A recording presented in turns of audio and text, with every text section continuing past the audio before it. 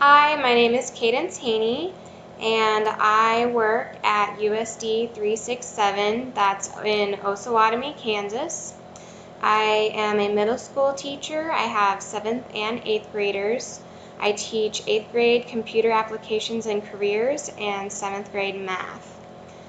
Something that's fun or interesting about me, even though I'm a math teacher, I do enjoy drawing and painting. I never took any lessons for that, but my friends think some of my work is pretty good, so I try and make time for it, and that's one way that I can relax.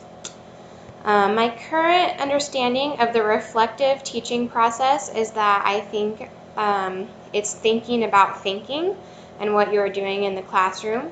If something doesn't go well, then you're looking back on it and you are analyzing why it didn't go well. What could I change so it will go better next time, or do I just need to do something entirely different? Previous experience that I have with this comes from my daily PLC meetings. Our 7th grade staff and our vertical teams are constantly in communication with each other about what we're doing in the classroom, talking about our successes or failures, and the needs of our students. So thank you. That's my initial post. I look forward to taking this class and getting to know each of you better. Bye.